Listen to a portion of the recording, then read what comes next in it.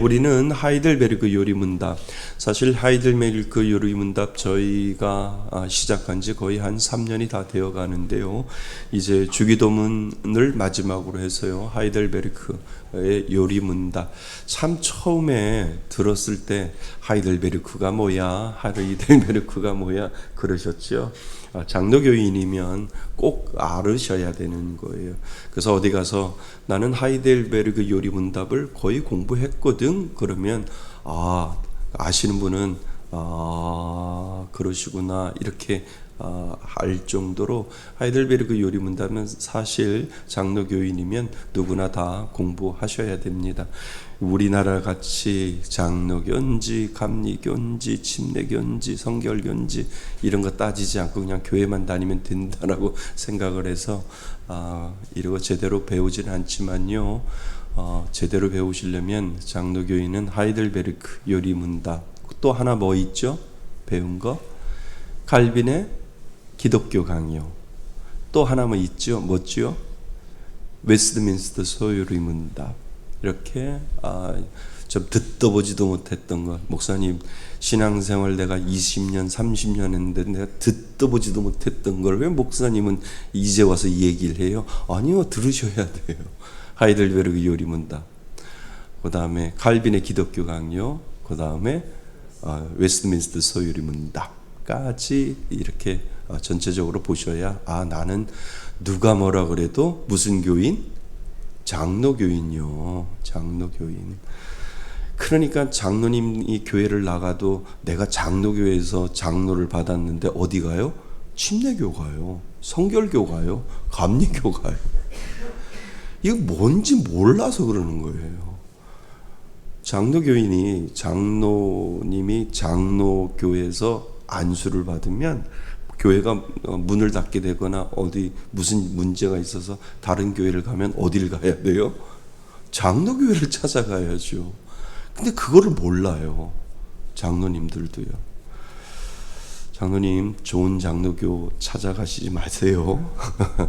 네. 그래서 이게 참 중요해요. 그래서 어떻게든지 듣도 보지도 못한 하이델베르그 요리문답 목사님한테 배우는 거예요. 누구나 다 공부하는 거 아닌데 감사하게 하이델베르그 요리문답 우리는 이제 마지막 거의 다 왔어요. 이제 주기도문으로 끝나면 하이델베르그 요리문답 제 목회 사역의 첫 번째가 다 끝나는 거예요. 칼빈의 기독교 강요와 그 다음에 웨스트민스터 소요리문답과 그 다음에 하이델베르그 요리문답이 다 끝나서 1기가 끝나는 거예요. 저의 목회 사역 중에 가르침 사역 중에 하나가 이 세 가지를 다 끝나면 다시 또 다른 거를 제가 또 하게 되는 거죠. 그러니까 여러분들 그냥 그냥 뭐 중구난방식으로 목사님이 이렇게 가르친 게 아니고요. 지금 8년 동안 오면서 계속 이걸 끌고 온 거예요. 뭐 중간에 나가신 분들은 모르지만 장로님하고 권사님들은 좀 아실 거예요. 쭉 끌어온 거예요. 계속해서 칼빈의 기독교 강요, 그 다음에 하이델베르그 요리문답, 웨스트민스터 소요리문답까지 쭉 끌어온 거예요. 그래서 한 기가 목회 가르침 중에 한 기가 이 하이델베르그 요리문답으로 해서 이제 끝나고 다시 이제 다른 부분에 대해서 하나하나 공부해 나가는 거죠. 아멘 하셔야 돼요. 아멘. 자, 우리는요, 이제 죄의 용서에 대해서 주기도문 중에 우리가 지난 시간까지 아버지의 나라가 오게 하시며 아버지의 뜻이 하늘에서와 같이 땅에서도 이루어지게 하소서. 그리고 지난 시간에 오늘 우리에게 뭐요? 일용할 양식을 주시고, 그래서 일용할 양식에 대해서 우리가 생각을 했지요. 하나님이 먹을 것만 주는 것이 아니라 하나님께서 모든 것들을 우리들에게 채워주시는 그 하나님에 대해서 우리가 기도해야 하는 것을 우리가 배웠고요. 그리고 나서 우리가 우리에게 잘못한 사람을 용서하여 준 것 같이 우리의 죄를 뭐하여 달라고요? 용서하여 달라고요. 근데 이거 되게 어려운 문제거든요. 그냥 하나님 우리의 죄를 용서하여 주옵소서라고 이렇게 딱 예수님이 가르쳐 주면 되는데 조건을 달았어요. 무슨 조건을 달았냐면 우리가 우리에게 잘못한 사람을 뭐 해준 것 같이? 용서해 준 것 같이 우리의 죄를 뭐 해달라고요? 용서해달라고요. 이거 기가 막힌 조건문이거든요.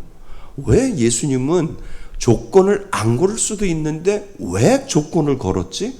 그냥 우리의 죄를 용서하여 주옵소서라고 이렇게 이야기하면 딱 끝날 텐데 이 조건을 걸었단 말이에요. 우리에게 누구? 잘못한 사람이 있어요. 그죠? 잘못한 사람을 뭐 해준 것 같이, 용서해 준 것 같이, 용서해 준 것 같이 하나님 우리의 죄를 용서하여 주옵소서. 이 부분이 해결되어야 되거든요. 참 이 부분이 아니 그냥 용서해 달라고 하면 용서해 달라고 기도하면 되지, 우리에게 나한테 잘못한 사람을 내가 용서해 준 것 같이, 그러니까 뭐예요? 나한테 뭐가 베풀어졌어요? 용서가 베풀어졌잖아요. 누군지는 모르지만 나한테 뭔가를 잘못한 그 사람한테 용서를 베풀어 준 것 같이 하나님 저의 죄를 뭐요? 용서해 달라고 하는 이 조건문이 이 가운데 달려 나왔다라고 하는 부분에 먼저 질문을 마음속에 걸어 놓으셔야 이 용서 부분이 해결이 된다는 거지요. 자, 무슨 말씀인지 아지요?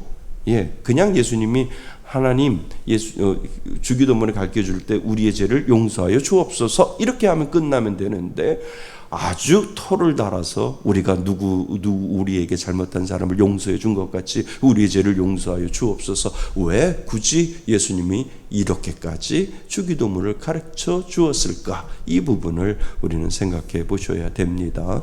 자, 우리는 주기도문을 얼마나 자주 외우나요? 예배 때, 모임 때, 가끔은 습관처럼 줄줄 읊습니다. 그런데 그 중에 오늘 구절을 어떻게 보면 조금은 무겁다고 볼 수 있습니다. 무겁지요. 용서가 정말 무겁지요. 왜요? 용서가 안 되기 때문에 무거운 거예요. 다른 거는 웬만한 거는 용서가 되는데 정말 용서하지 못하는 부분이 아직도 저도 그렇고 여러분도 그렇고 용서하지 못할 부분들이 분명히 있어요. 살다가 보면, 그죠? 그냥 지나가도 되지만 살다가 보면 아직도 그 쓴뿌리가 올라와서 용서 못해. 난 그건 용서 못해 라고 하는 것들이 분명히 있다고 하는 거죠. 그래서 무거운 불편한 진실이 바로 이 부분에 우리는 걸리는 거지요. 이 말을 이렇게 풀 수가 있습니다. 하나님, 제가 다른 사람을 용서한 것처럼 저를 용서해 주세요 라고 하는 말과 똑같다라고 하는 거지요. 그러니까 내가 누군가를 용서했다. 그러면 반대로 내가 그 사람을 용서하지 아니하면 하나님도 나를 용서하지 않겠다라고 하는 그 의미가 그곳에 있잖아요. 그러면 하나님 저의 죄를 용서해 주세요. 그러면 하나님이 귓속에다 대고 뭐라고 하실까요? 너 가서 그 사람한테 먼저 용서하고 와. 그래야 내가 너 용서해 줄게. 이것만큼 더 무거운 게 어디 있어요? 그러니까 하나님 나의 죄를 용서해 주세요 라고 할 때 하나님이 옆에 와서 툭 치면서 얘기해. 너 그 사람 너도 용서해. 그래야 내가 너 용서한다 라고 하나님께서 용서에 대한 개념을 다시 우리들에게 가르쳐주고 있다는 거지요. 그러면 내가 용서하지 못하면 하나님도 나를 용서하지 않겠다라고 하는 아주 무거운 불편한 진실이 그 가운데 있다라고 하는 거지요. 그래서 혹시 이 말이 조금 무겁게 들리지 않으십니까? 만약 내가 남을 전혀 용서하지 않는다면 하나님께서도 나를 똑같이 대하신다는 말이 될 수 있다라고 하는 겁니다. 자, 우리가 읽은 하이델베르그 요리문답 126문은 이 부분에 대해서 이렇게 풀고 있습니다. 우리가 다른 사람을 진심으로 용서하지 않으면 하나님도 우리의 죄를 용서하지 않으신다. 이 말은 하나님이 변덕을 부린다는 뜻이 아닙니다. 하나님은 변함없이 자비로우시고 우리의 죄를 기꺼이 하셨어요? 용서하셨어요. 근데 그 용서가 이 세상에서 가장 큰 용서다라고 하는 거예요. 하나님이 저와 여러분들의 죄를 용서해 주셨는데요. 그 용서를 어떻게 해 주셨어요? 자기의 아들을 죽여서 용서해 줬잖아요. 그러니까 이 세상의 어떠한 용서보다도 가장 따라가지 못하는 용서잖아요. 하나님이 우리의 죄를 용서해 줬는데, 그래, 내 죄를 오늘부터 사하노라 라고 말씀하시지 아니하고 그것을 행동으로 보여주셨는데, 무슨 행동? 예수님을 죽였어요. 자기 자신, 자기의 아들을 죽여서 내가 너의 죄를 뭐한다? 용서한다라고 하나님께서 그렇게 말씀하셨다는 거예요. 이 세상에 어떠한 용서보다도 가장 큰 용서라는 거예요. 어떠한 용서보다도 따라갈 수 없는 용서가 누구에게는 있어요? 하나님에게는 있다라고 하는 거지요. 그래서 우리가 닮아갈 수 있는 용서, 하나님처럼 그렇게 우리는 용서할 수 없는 단계까지 우리는 가게 되는 거지요. 그래서 하나님은 변함없이 자비로우시며 우리의 죄를 기꺼이 용서하십니다. 그런데 하나님의 용서를 진심으로 받은 사람이라면 그 은혜가 마음속에 흘러들어가 다른 사람을 용서하게 만든다라고 하는 겁니다. 하나님은 이거를 노리고 계신 거예요. 야, 너 정말 예수 믿냐? 너 정말 하나님의 사랑을 받았다라고 이야기하냐? 그리고 내가 그 은혜를 가지고 너를 용서했다면 네가 용서하지 못할 것이 뭐가 있겠냐라고 하나님께서 우리들에게 지금 도전장을 던져주고 있다라고 하는 거예요. 그러니까 하나님이 주신 은혜가 마음속에 흘러들어가 다른 사람을 용서하게 만든다라고 하는데, 그것이 정말 스며들었느냐라고 하나님께서 물어본다면, 하나님, 내가 어떤 것은 용서하지만 어떤 것은 절대 용서 못합니다 라고 할 때 하나님은 말씀하신다는 거예요. 너 그 말 조심해. 네 가운데는 절대라는 말은 없어야 돼. 왜냐하면 그 절대보다도 더 높은 용서를, 내 아들 죽여서 너를 살려줬는데, 내가 내 아들 죽여서 너를 용서해 줬는데 너 절대라는 말 쓰면 넌 정말 잘못한 거다라고 하나님께서 말씀하신다는 거죠. 그래서 만약 내가 여전히 저 사람은 절대 안 돼라고 굳게 닫혀 있다면 어쩌면 내가 받은 하나님의 용서를 아직도 깨닫지 못했거나 그 은혜가 내 마음에 깊이 자리 잡지 못한 상태일 수 있다라고 하는 것을 우리들에게 이야기해 주고 있다는 거지요. 그러니까 불편한 진실이에요. 여러분들 살다 보면 나 속상하게 하고 돈 띄어먹고 또 나 아프게 한 사람, 하나님 절대 그 사람은 다른 건 내가 다 용서해도 그것은 용서하지 못합니다 라고 하는 것은 다 한두 개씩, 아니 한 3개는 있겠죠. 네, 그 3개, 한두 개, 3개까지 분명히 있을 겁니다. 근데 하나님은 그거를 불편한 진실로 우리들에게 다가오셔서 자꾸 그 부분을 찔러내신다는 거예요. 야, 내가 내 아들 바쳐서 내 아들 죽였는데, 그리고 너를 용서했는데 너 좀 한 발자국 더 앞에 나갈 수 없겠니? 라고 하나님께서 도전장을 저와 여러분들에게 주신다라고 하는 거지요.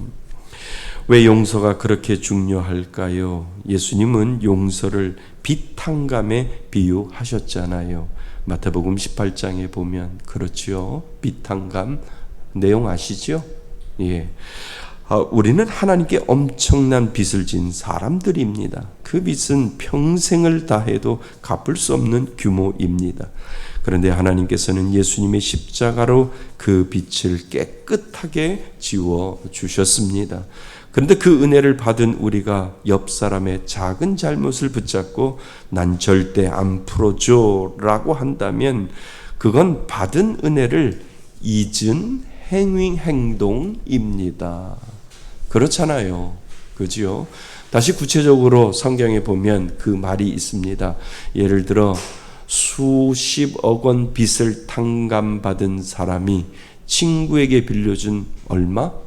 10,000원 때문에 끝까지 싸우는 것과 같다 없다라고 하는 것을 성경은 우리들에게 비유로 이야기를 해주고 있지요. 그래서 그 장면을 떠올리면 우리는 부끄러운 일이 된다라고 하는 거지요. 그래서요, 그 다음이 중요합니다. 용서는요, 감정이 아니라 결단이래요. 감정에 쌓여 있으면 절대 내 울분 때문에 용서하지 못한대요. 근데 그 감정, 용서는 감정이 아니라 뭐라고요? 결단이래요. 결단. 그냥 내가 하나님 용서할게요, 용서하겠습니다 라고 결단을 해야 된다는 거예요. 감정이 아니라. 그 다음 보겠습니다. 여기서 많은 분이 이렇게 말씀하십니다. 목사님, 저는 아직 그 사람이 미워요. 생각만 해도 화가 나고 억울합니다. 그 마음 이해합니다. 누가 이해하실까요? 하나님이 이해하시지요. 하나님이 이해한다는 거예요. 그래서 용서는 결코 쉽지 않습니다.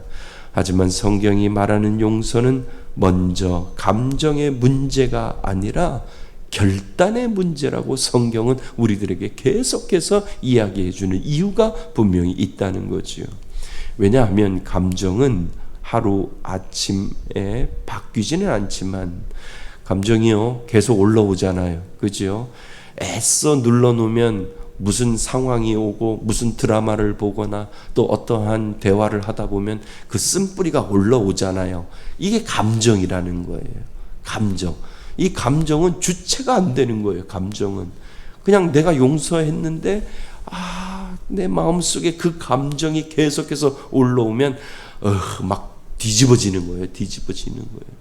저만 그런 게 아니라 다 그래요. 여러분들 모두 다 그렇다는 거예요. 그러니까 이게 뭐예요? 감정 부분이기 때문에 그렇다는 거예요. 감정은 어쩔 수 없다라고 하는 거예요. 그래서 용서는 먼저 감정의 문제가 아니라 결단의 문제인데 하루아침에 바뀌지 않는다는 거예요. 이 감정은 그 사람을 원망하지 않기로, 보복하지 않기로 마음을 정하는 것은 오늘 당장 할 수 있다는 거예요. 그러니까 결단을 하는 거예요. 내 안에 뭐가 올라올 때마다, 쓴뿌리가 올라올 때마다, 내 감정에 쓴뿌리가 올라올 때마다 하나님, 저 용서하기로 결단했습니다 라고 자꾸 내 안에 있는 나의 감정에게 선언을 해줘야 되는 거예요. 선언을 해주지 아니하면 계속해서 그 쓴뿌리가 올라오는 거죠. 그러니까 쓴뿌리가 올라오는 그 감정을 막지 말라는 거예요. 막을 수 없어요. 올라오잖아요. 올라올 때마다 뭐요? 결단하라고요. 나사렛 예수 그리스도의 이름으로 명하노니 나는 결단했다. 나는 결단했다. 나는 용서했다. 나 그것에 얽매이지 않는다라고 하는 이 결단이 나를 보호해 준다라고 하는 거예요. 그래서 그 용서는 감정이 아니라 결단이라는 거예요. 당장 오늘도 나는 결단했다. 오늘도 나는 그 쓴뿌리가 올라올 때마다 나는 결단했다라고 하는 것, 그것이 내 마음속에 올라오고 있다는 거지요. 가끔 유튜브를 찾아봐요. 유튜브를 찾아보는데 나를 아주 못되게 했던 목사님들, 목회 잘하고 있나, 그 쓴뿌리가 올라와가지고 가끔 이 양반, 나 그렇게 발로 조인트 까고 했던 양반 목회 제대로 하나? 그러면서 가끔 찾아본다니까. 그게 뭐예요? 쓴뿌리의 감정이 자꾸 남아 있으니까. 그래서 올라올 때마다 때로는 결단하는 거예요.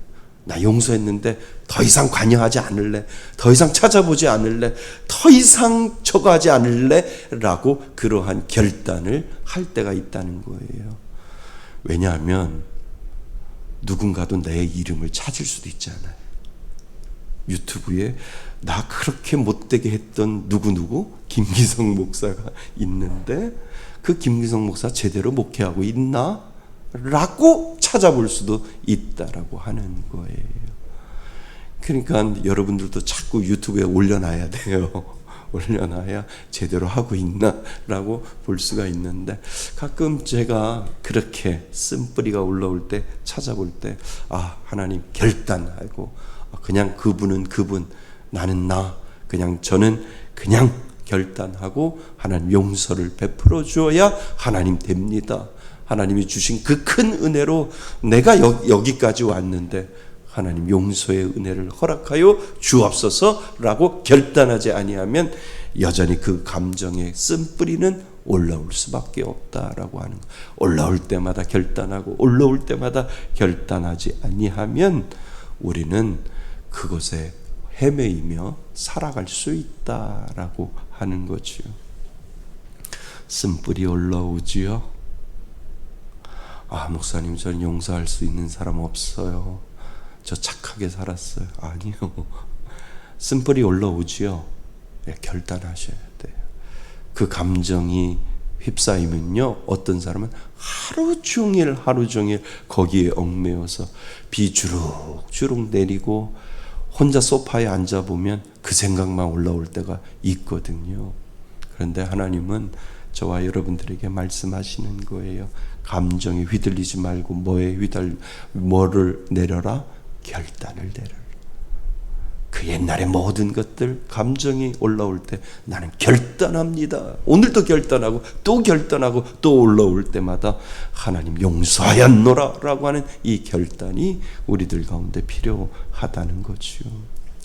그래서 그 결단을 하나님 앞에 드릴 때 시간이 지나면서 하나님이 내 감정까지도 치유해 주신다는 거예요.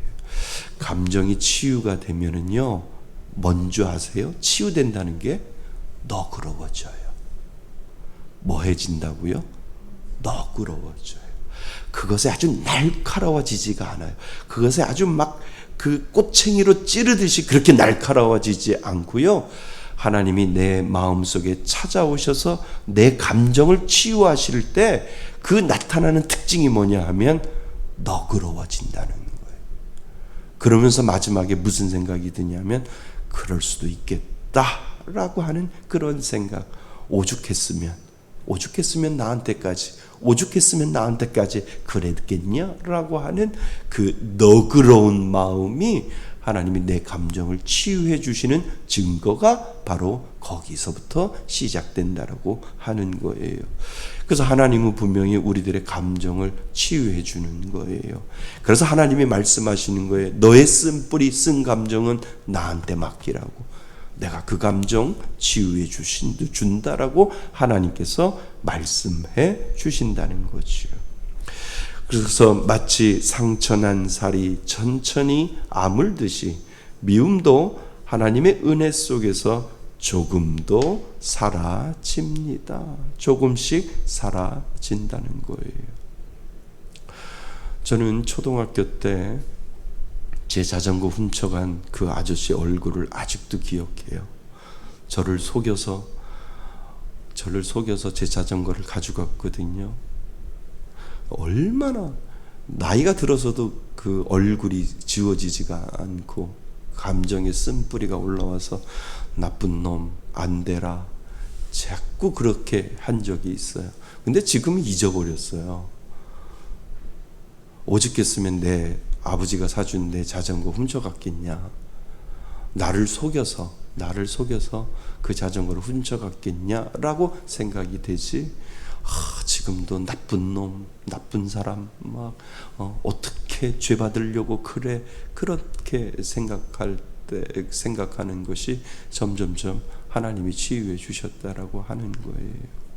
근데 지금도 제 마음속에 나쁜 감정들이, 그 쓴뿌리들이 올라올 때가 있어요. 그것만이 있는 거가 아니겠고 또 다른 모든 것들도 있겠죠. 여러분들 가운데도 있을 거예요. 그런데 하나님 앞에 그것을 내려놓을 때 하나님은 우리들의 감정을 치유해 주는 거예요. 그 감정을 치유한다는 것이 무엇이냐면 덮어주는 거예요. 하나님의 은혜로. 너그러이 그럴 수도 있겠다라고 하는 그 너그러운 마음을 하나님께서 주실 때 내 감정까지도 치유해 주신다라고 하는 거지요. 그래서 나에게 용서가 주는 자유가 있습니다. 하지만 그만한 이유가 있습니다. 나에게는 용서가 주는 뭐가 있다고요? 자유가 있다라고 하는 것을 하나님은 우리들에게 가르쳐주고 있다는 거지요. 하나님은요, 그것에 얽매여 있지 말라라고 우리들에게 가르쳐주는 거예요. 넌 그거보다도 더 큰 은혜가 있고 너는 그거보다도 더 자유로운 은혜가 있다라고 하는 것을 하나님이 우리들에게 가르쳐주고 있다는 거지요. 자, 그리고 중요한 사실 하나가 있는데요. 이거는 우리가 꼭 기억하셔야 돼요. 용서할 때 제일 먼저 자유롭게 되는 사람은 누구요? 그 사람이 아니라 누구라고요? 나 자신이라고요. 하나님이 이걸 원하시는 거예요. 용서할 때 제일 먼저 자유롭게 되는 사람이 그 사람이 아니라 나 자신이기 때문에 하나님이 그 이야기를 하시는 거죠. 미움과 원하는 내 마음을 묶어놓는 뭐와 같은 줄 아세요? 쇠사슬과 같다라고 이야기를 하는 거예요. 내가 누군가를 미워하고 또 누군가에 대해서 원한을 품고 있다면 내 마음을 먼저 묶어놓는 쇠사슬 같다라고 이야기를 하는 겁니다. 하나님께서 우리를 죄에서 풀어주듯이 우리도 다른 사람을 원망의 쇠사슬에서 풀어줘야 내가 먼저 자유로운 존재가 될 수 있음을 우리들에게 가르쳐 준다는 거죠. 그 순간 내 마음이 먼저 가벼워지고 평안해집니다. 하나님은 오늘 이 말씀을 통해서요, 여러분들이 용서하지 못할 무엇인가에 대해서 한 발짝 더 앞으로 나아가 보라고 말씀하시는 거예요. 도전해 주시는 거예요. 도전해 보라고. 네가 이것에 대한 쓴뿌리가 가지고 있는데 이 쓴뿌리를 해결하지 못하면 너 안에 쇠사슬은 아직도 묶여 있다라고 하나님께서 말씀하신다는 거지요. 그래서 너를 위해서 용서하고 너를 위해서 너의 영혼이 자유롭게 되어지지 아니하면 안 된다라고 하는 것을 우리들에게 가르쳐주고 있다는 거지요. 되게 답답해지지 않아요? 왜냐하면 용서하지 못할 사람이 있기 때문에 그렇다는 거지요. 오늘 우리들에게 하나님은 도전해 주십니다. 용서해야 너가 뭐해진다고요? 자유로워진다라고 하는 거예요. 자, 결론. 우리는 받았으면 흘려 보내야 합니다. 하나님 앞에 큰 용서를 받았으면 우리도 흘려 보내야죠. 그래서 용서받은 대로 우리를 흘려 보내야 합니다. 우리가 용서하는 것은 단순히 좋은 사람이 되기 위해서가 아닙니다. 그것은 내가 하나님께 받은 용서가 얼마나 크고 놀라운지를 세상에 보여주는 증거입니다. 주기도문을 기도할 때 하나님, 제가 받은 용서를 잊지 않겠습니다. 그리고 그 은혜를 다른 사람에게도 하나님 똑같이 흘려 보내겠습니다. 이 믿음의 고백이 바로 주기도문 가운데 이 안에 들어있다는 거지요. 그럴 때 하나님께서 우리의 마음을 더 넓히시고 우리를 더욱 주님의 사람답게 빚어가실 것입니다. 아멘.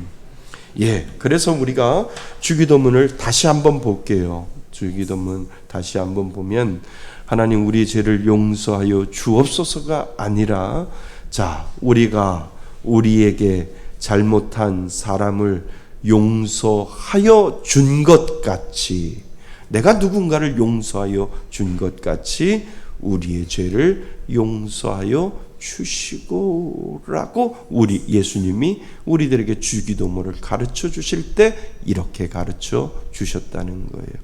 그러니까 예수님은요, 우리들의 마음을 알고 있는 거예요. 우리들의 심령을 꿰뚫고 있는 거예요. 그냥 너희들이 하나님 나의 죄를 용서하여 주옵소서라고 너희들이 해봐야 너희들이 용서하지 못할 거니까 예수님은 우리들에게 주기도문을 가르쳐 줄 때 이렇게 조건을 붙여놓은 거예요. 우리가 우리에게 잘못한 사람을 내가 먼저 용서해 준 것처럼, 하나님이 나를 용서해 준 것처럼, 하나님 나도 용서해 준 것처럼 하나님 나의 죄를 뭐 해달라고요? 용서해 달라고 우리들에게 예수님은 주기도문을 가리킬 때 우리들의 그 본성 그 자체를 알고 계시기 때문에 이렇게 너희들은 하나님 앞에 기도할 때 이렇게 용서에 대한 부분을 이렇게 기도해라 라고 가르쳐 주고 있다는 거지요. 용서하지 못할 부분이 있지요. 한 걸음 더 나가시라고 말씀하십니다. 하나님이 그것이 너희들의 영혼이 자유로워지고 너희의 영혼 가운데 하나님의 큰 은혜를 경험할 수 있다라고 오늘 저와 여러분들에게 가르쳐 줍니다. 우리 한번 따라해 볼까요? 우리가 우리에게 잘못한 사람을 용서하여 준 것 같이 우리의 죄를 용서하여 주시고, 아멘. 이 은혜가 저와 여러분들 가운데 있기를 바랍니다. 예수님이 주시는 그 큰 은혜, 하나님이 주시는 그 용서의 은혜가 우리들 가운데 꽉 차서 하나님 용서할 수 있는 넉넉한 마음이 저에게 더 넘칠 수 있도록, 한 발자국 더 나갈 수 있도록 은혜 내려달라고 기도하실 수 있기를 바랍니다. 그 은혜로 살아가시는 저와 여러분이 되시기를 주님의 이름으로 축원드립니다. 아멘.